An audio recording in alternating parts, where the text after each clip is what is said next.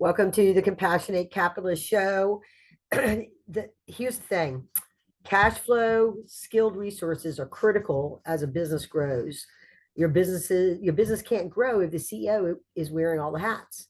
And oftentimes when there's a limited or unpredictable cash flow, my entrepreneurs that are listening today are reluctant to hire someone full time. And I've seen it all the time when I advise companies on their financial forecast is really understanding their resource needs and their resource plan and how they're going to ramp up people because you have you need people to do the work, but you need cash flow to pay for the people. And, it's a real strength kind of juggling act that you have to do for that a lot of times. So when the startups propose their revenue forecast, they include onboarding of new team members. Again, it's all subject to that cash flow or the receipt of capital. And oftentimes the investors look at this and have their own opinions about when key resources, oh, you don't need a CFO that soon, or are you going to outsource your web stuff and then bring it in, or when do you bring in outsourced services, things like that. And you try to get one person, like particularly when you have an early founders teams, they're all wearing different hats, right? They're all doing, and they may be really good at one and not so good at other things. And so they're always in this, but you don't have the money to hire a full-time person, or maybe it's not a full-time job yet. And we saw a growth of interim execs with C-suites, that might be the chief marketing officer or part-time CFO or things like that. And even we have a program we call Execs with Checks.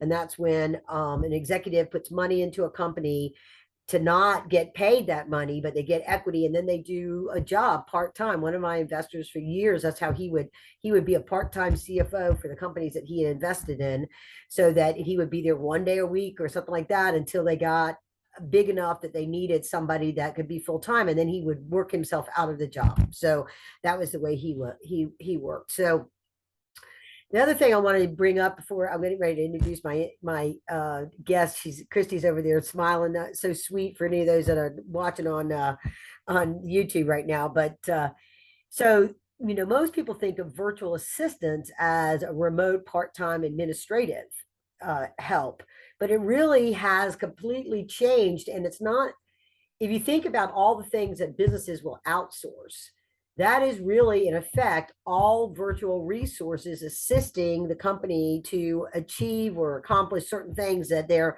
not able to do themselves, or not able to do, don't really want to bring somebody in full time to do that just yet. So my guest today is going to bring us into the 22nd century, because today's virtual assistants can help a busy executive team with HR, accounting, marketing, technology, social media, website, and of course, correspondence and things like that. And even creating customized services specific to your business needs. She and I have been talking about something that I'm going to need when I migrate my podcast over to a new platform, because I got 300, and I know that you guys love my podcast, but I got over 300 episodes, and odds are you're not going back to listen to episode 27. And that stuff, it just takes up a lot of space, right? And if I'm going to move to a new platform, I need help with that. So anyway, there's all kinds of unique things, and you're probably sitting here thinking in yourself, what if you could only have somebody to do this, that, or the other? And so Kristy's going to talk to us about that and talk about how you onboard virtual assistants, how you decide when to use them. Her company is called Smart VA. Just tell you right now, it's smartvirtualassistants.com, but SMART stands for savvy, motivated, adept, responsible, and trustworthy. And there you go. I think that's perfect. That's what we want in people. So here, let me tell you about Kristy. Kristy Yoder is a Filipino based in Ohio. She is the founder and CEO of Smart VAs, as I've said, and the host of Master Delegator podcast, where she teaches entrepreneurs and leaders to grow their business by delegating.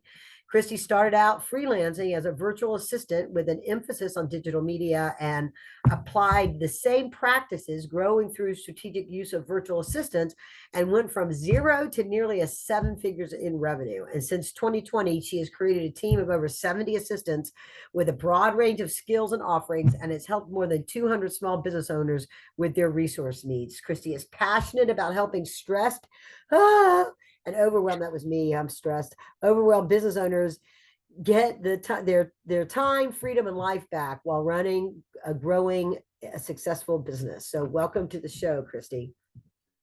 Thank you. Oh my gosh, I love your introduction, Karen. Like you're very energetic, and I love that you explain the importance of asking help from other people. So thank you for having me. Yes, you're very welcome. So let's get started with what brought you here to the US and some of the challenges you face become a successful immigrant entrepreneur in the US. That is a good question. Oh my. So, um, when I was still in the Philippines, so that was 2018. I met my husband through online. So he's American. And we were just at first we were just friends and just kind of getting to know each other, and he decided to visit the Philippines. And when he saw me, he's kind of like, who would not fall in love with this person? I'm just kidding, but yeah, he said that to me. That's why he's my husband now. And so, and then after visiting the Philippines 3 times during the same year, he proposed to me, and he said that he didn't wanna stay in the Philippines because life in the Philippines is really different, as compared to what we have here in the States. And so I said, well, okay, all right. Well, I am the more flexible person, and I can adapt to things or to new things easily. And so I decided that I'm gonna move to the States. But during that time, I was employed full time, and I thought to myself that if I am going to get married and I am gonna have my own family, I don't want to be busy with work. I don't want to leave early in the morning and then not even have breakfast with my husband or with my kids, and then get home late at night and not have dinner on the table because I'm too tired to cook. And so I started freelancing with the vision I had for myself and for me, for my husband as well, and for our future family. And so the vision that I had is that I don't want to be stressed and overwhelmed, and I want to have my own time when it comes to doing my work, and I want to spend time with my family, because I believe that there's just no point of earning a lot of money if you are neglecting your loved ones, right? And so I decided freelancing during that time, and I didn't even know that I was considered a virtual assistant during that time, because virtual assistant, they're not that much popular until the pandemic. And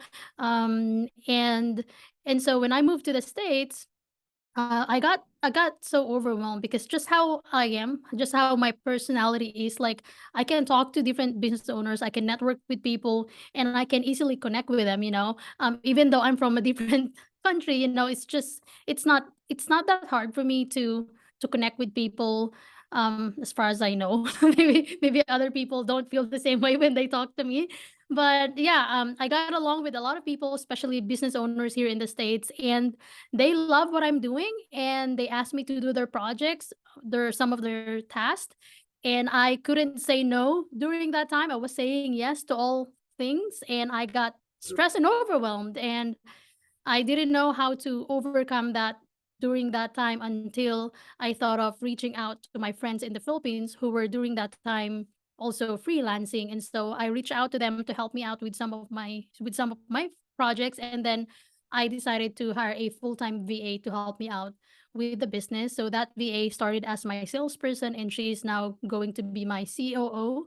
I'm going to promote her in December. I don't know when you're gonna publish this episode, but yeah. So that's how I started my business, and that's how I grew as well. I hired a full-time VA, and after 3 months I was able to 10 times my revenue just by hiring a full-time VA, because I was able to do the things that I'm supposed to be doing on the business. Yeah. And yeah, I mean, immigrating from the Philippines to the States, I heard a lot of horror story. Like, hey, you're gonna get homesick. You're not gonna like the people here because some of them are like crazies and such. I'm like, but I've been here for like 3 years and a half, and I have not really experienced anything bad. Because I feel like it really depends on you, the person. If you know who you are and you know where you came from, I don't know, things that are not really a big deal doesn't matter to you because you know who you are and you're focused on your goal. So that's what I did. I focused on growing my business, and here I am. I have 70 plus team members, and I have a very big responsibility, of taking care of them. Yeah, yeah. Well, good. So, I mean, delegation, the ability to delegate is a skill that really every manager and team leader must have. It takes effort to effectively delegate. And I know I'm guilty of this, and you probably have heard this a lot. I don't have time to set up the work I want to delegate. So you just keep doing it and keep spinning and like not, right?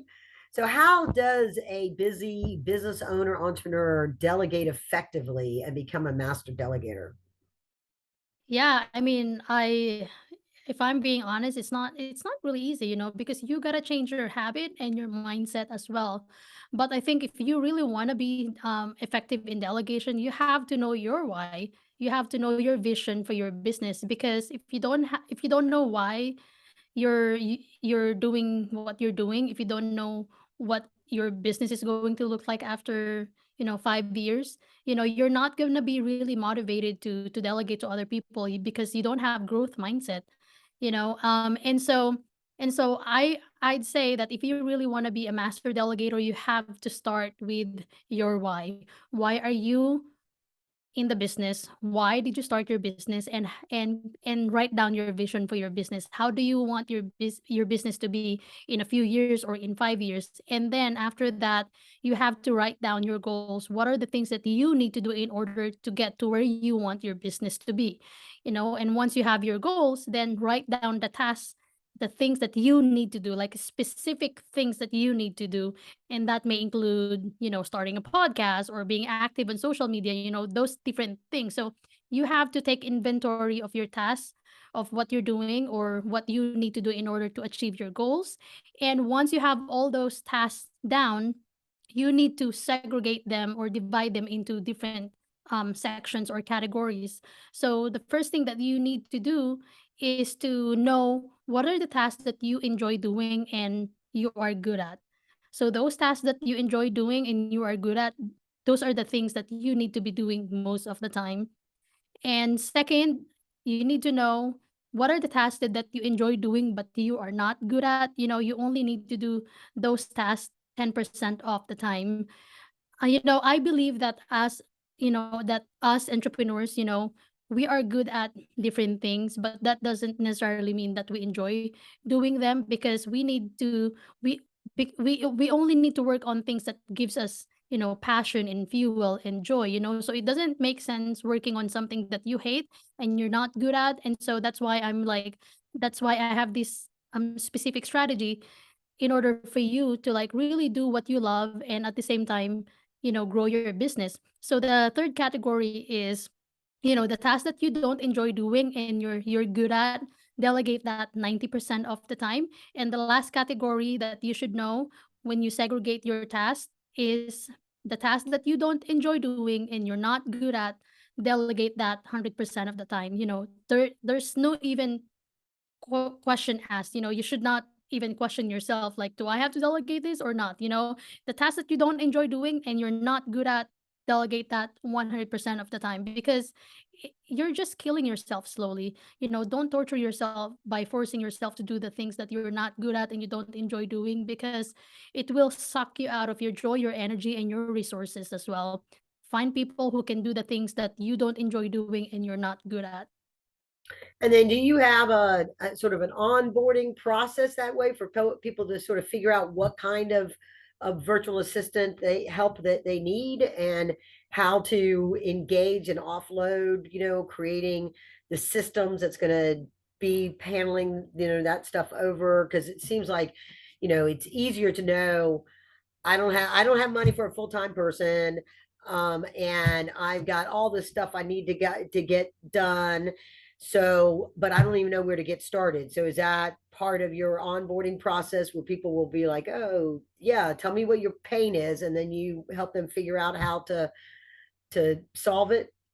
Yeah, yeah, we do that. That's how we walk through our, you know potential clients, um during our onboarding process, we kind of um determine, what they really need to delegate, because some people they're like, I'm stressed and overwhelmed. I need to hire a virtual assistant. The question is, do you really need to hire a virtual assistant? There are so many reasons as to why a business owner can be stressed or overwhelmed.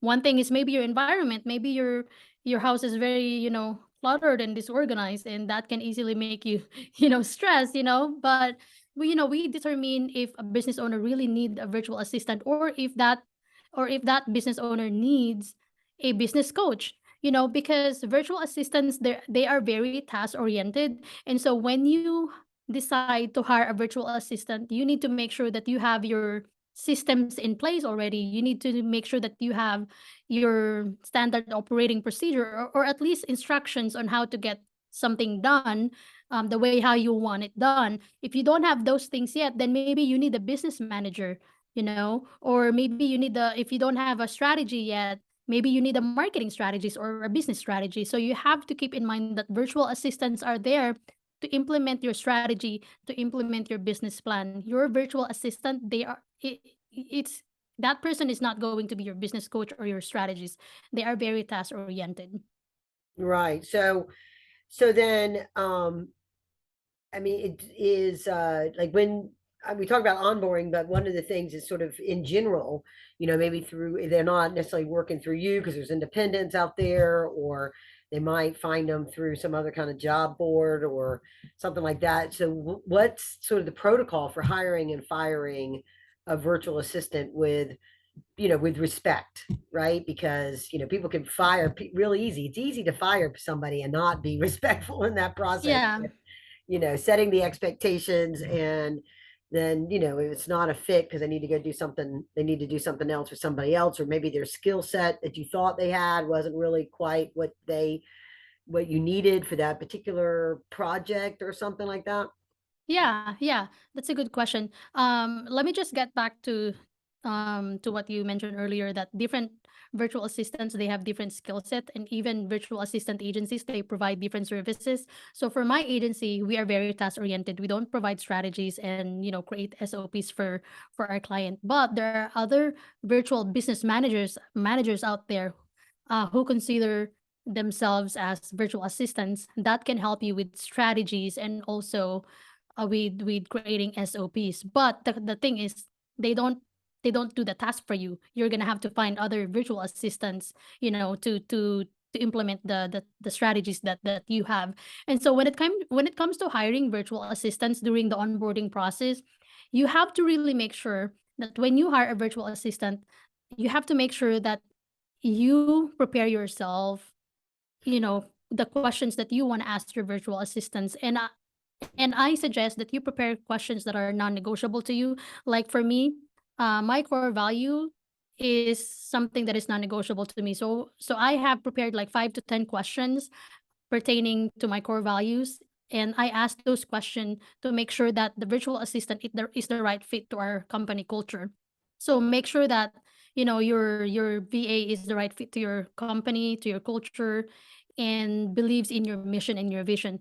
And second, when you hire a virtual assistant, you have to make sure that you delegate tasks slowly. Don't hire them and then the first day you delegate full load to them. You need to delegate it slowly. Maybe start with the not so complex tasks and see how committed they are, and see how their output is. And then once you have delegated slowly, then meet with them on a weekly basis to review their work and to give feedback. Communication and giving feedback is very important before you fire a virtual assistant, because if you see that your virtual assistant is not doing the right thing and you're not communicating with them, you're not giving them feedback, and all of a sudden you just fire them, I think that is unfair and that is not professional. Your VA deserves to know why you're letting them go, and they deserve to get feedback as well. It's your moral obligation as a business leader to provide feedback and to communicate with your VA. And then after that, Set expectations. Tell your VA that you are going to set a probationary period. You can tell your VA that, hey, I'm going to hire you, but let's see after a month if you're the right fit to my company. Or maybe maybe you can also set your probationary period to 2 to 3 months, depending on your budget, really, depending on the energy and resources that you're willing to give to that VA. So set a probationary period and let your VA know that you're gonna try them at the beginning, and then when you find that they're the right fit to your company or to the task that you want them to do, then now you can work with them long term after that. So before you fire a VA, make sure that you really set them up for success. You give them feedback and make sure that they have all the tools that they need in order to do their job properly. So that's including the tools that they need, to maybe create a social media caption or to post on social media, and also SOPs in place so that they can easily follow your instructions. And by the time, when you decide that this VA is not really the right fit for me, your VA is not going to be surprised when you fire them or when you decide to let them go, because if you have given them feedback and you told them that you're not really satisfied with with their output, then they're not going to be surprised as to why you're letting them go, because you have given them feedback already.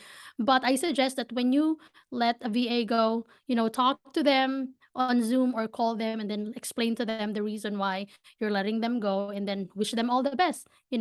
That's how life is. Sometimes they might not that VA may not work for you, but they may not work for you perfectly, but that VA may work for other, businesses. So it doesn't mean that they're like terrible VA. You're probably just not the right fit.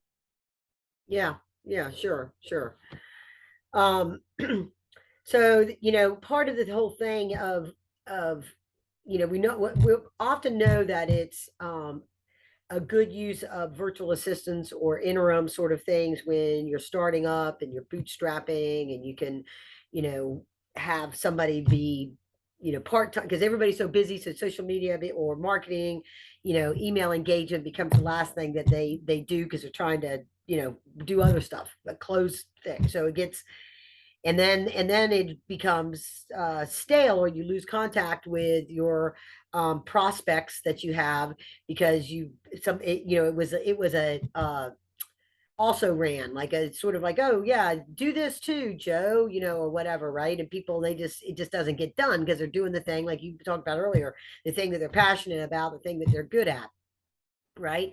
So we know that it is. So how does, for earlier stage and, kind of starting up like that, but how does your firm use the virtual assistants to bridge the gap on resources and people when a company is, in a much more of a growing stage, and they either have somebody that's left and they don't necessarily want to backfill them right away, or, how does, talk a little bit about the kinds of resources and skill sets your folks have, so people can better understand how it's not, just answering emails or setting up calendar appointments and things like that, like most people think of an assistant that does that kind of stuff, right? Yeah, I mean that is a good point, because most business owners, especially traditional business owners, they think that a virtual assistant is like the counterpart of your secretary, your physical secretary, right? That they can do admin stuff for you. But virtual assistants, you know, they are basically freelancers, independent contractors who are assisting businesses online, and they can do different things, depending on their skill set, depending on the need depending on your business need. Virtual assistants can help you with social media, podcasts, website, graphics, video editing, even, creating your website from scratch. They can help you with that. Virtual assistants are very skilled and experienced depending on who you really hire. That's why you really got to be careful, and you really have to, assess the VA that you're hiring for your business. And as compared to hiring someone physically, which I believe that sometimes a business needs someone to be there in the office physically, right? Um, but I also believe that there are other things that, that are not really necessarily, when you need to hire somebody, that person might not need to be really in the office, that person can be virtual. And the good thing about hiring a virtual assistant is that you are not limited to your location. Like for example, if you're from Atlanta, Georgia, and you want you're hiring a person to go to your office in Atlanta, Georgia. So you have to make sure that the applicant or the person that you're hiring is within 25 miles radius maybe, so that person can travel to your office. And so if you hire a virtual assistant, you are not going to have that headache.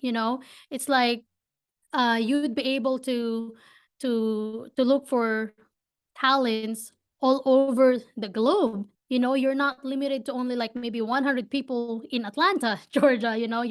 You can have like you can cast your big net all over the globe, and you can have 1,000 potential applicants, and you can really select the best of the best virtual assistant or virtual employee out there, because you're not just limited to 100 people. And so that's one good thing about hiring a virtual assistant. And also, your overhead costs, you're not going to provide the equipment to that person. You're not going to have to provide the laptop and also internet connection, or maybe your office share or whatever health benefits. You're not going to worry about, paying having that person pay taxes or deducting Medicare or whatever government benefits we're required to provide here in the States. And There's a lot of yeah, hidden costs with employees that's versus true. somebody that's a contractor like that. And I think also with the whole onboarding, that's one of the reasons why it's good to develop your standard operating procedures, kind of flush it out with somebody. So before you bring on somebody and they're not able to, that's on a full rate salary with the benefits and all that other kind of stuff, exactly what you're expecting in that particular job capacity. Yeah, and you are gonna pay your independent contractor less than what you're gonna pay your full-time employee, because they're working in the comforts of their home.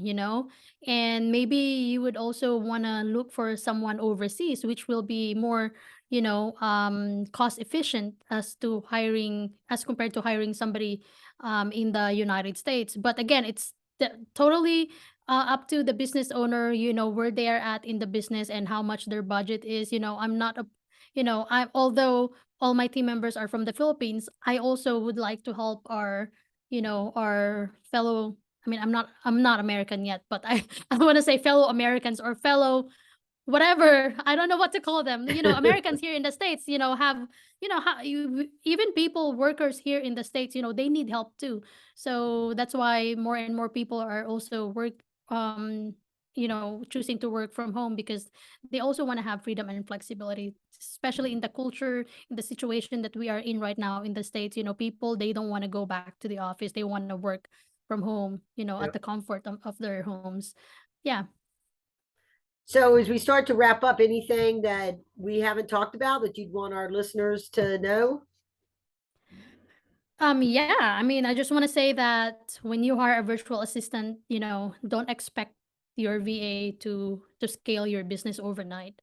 You are gonna have to put in the work at the very beginning of your business relationship with your VA, because you have to understand that your VA needs to get to know your business, your VA needs to get to know you, and you also need to get to know your VA, so that you develop relationship and trust with one another, because having a relationship with your VA is very crucial if you want to be really successful.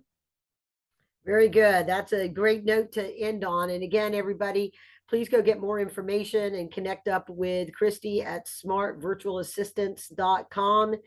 And it's Kristy Yoder, Kristy dash Yoder on LinkedIn. So there you Thank go. you. Thank you for having me, Karen. I appreciate it. Absolutely. Thank you so much for coming on the show. I look forward to being a guest on your show too. So that'll be Yes. coming up soon, I guess. We'll figure that out. So onwards and upwards, everybody. Have a great day.